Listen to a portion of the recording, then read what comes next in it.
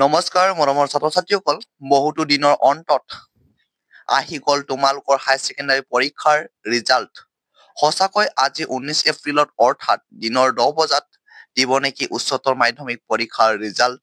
ছাত্ৰ-ছাত্ৰীসকল, বহুতো চেনেলবোৰত বহুতে ভিডিঅ' আকাৰে দি আছে যে আজি দিনৰ 10 বজাত অৰ্থাৎ 19 এপ্ৰিলৰ 10 বজাত তোমালোকৰ হায়াৰ ছেকেণ্ডাৰী পৰীক্ষাৰ ৰিজাল্ট দিব বুলি। সঁচাকৈ আজিৰ দিনৰ 10 বজাত হায়াৰ ছেকেণ্ডাৰী পৰীক্ষাৰ ৰিজাল্ট দিব নেকি?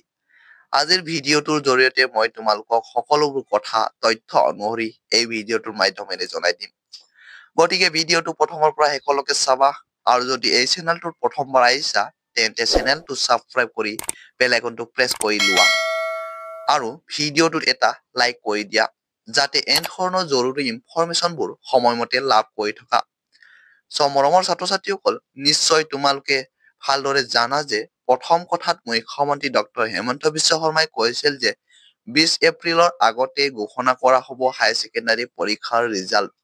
ছাত্ৰ-ছাত্ৰীসকল, মুখ্যমন্ত্ৰী ডক্টৰ হিমন্ত বিশ্ব শৰ্মাই কোৱা অনুসৰি আজি যিহেতু এপ্ৰিলৰ 19 তাৰিখ, সেইকাৰণে বহুতে কৈ আছে যে আজি ঘোষণা কৰিব হায়াৰ ছেকেণ্ডাৰী পৰীক্ষাৰ ৰিজাল্ট।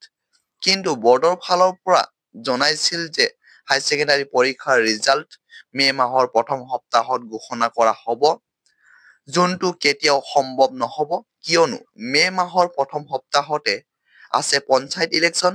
পঞ্চায়ত ইলেকশ্যনৰ সময়ত হায়াৰ ছেকেণ্ডাৰী পৰীক্ষাৰ ৰিজাল্ট কেতিয়াও ঘোষণা নকৰে আৰু এইটো সম্ভৱো নহয়। ছাত্ৰ-ছাত্ৰীসকল, হায়াৰ ছেকেণ্ডাৰী পৰীক্ষাৰ ৰিজাল্ট কেতিয়া ঘোষণা কৰিব তোমালোকে জানা যে বৰ্তমান একো ক'ব নোৱাৰি আজিৰ ডেটৰ ৰিজাল্টবোৰ। বৰ্তমান ৰিজাল্টৰ নিয়মটো আগৰ বছৰবোৰতকৈ বেলেগ কৰি দিছে। এই বছৰৰ ৰিজাল্টৰ নিয়মটো হৈছে যে যিদিনা ৰিজাল্ট দিব তাৰ আগমুহূৰ্তত ৰাতিপুৱা নাইবা ৰাতিৰ মুখ্যমন্ত্ৰী ডক্টৰ হিমন্ত বিশ্ব শৰ্মা নাইবা শিক্ষামন্ত্ৰী ডক্টৰ ৰণোজ পেগুৱে টুইট কৰি জনাব। যিদিনাখন মুখ্যমন্ত্ৰী ডক্টৰ হিমন্ত বিশ্ব শৰ্মা আৰু শিক্ষামন্ত্ৰী ৰণোজ পেগুৱে টুইট কৰিব ৰিজাল্টৰ কথা, সেইদিনাখনে আমি জনাই দিম তোমালোকক। মৰমৰ ছাত্ৰ-ছাত্ৰীসকল, তোমালোকে যদি এই চেনেলটো এতিয়ালৈকে ছাবস্ক্ৰাইব কৰা নাই, ছাবস্ক্ৰাইব কৰি বেল আইকনটো প্ৰেছ কৰি লোৱা, কাৰণ আমি হায়াৰ ছেকেণ্ডাৰী পৰীক্ষাৰ ৰিজাল্টৰ ডেট কনফাৰ্ম হোৱাৰ লগে লগে এইটো চেনেলৰ সকলোতকৈ আগতে জনাই দিম।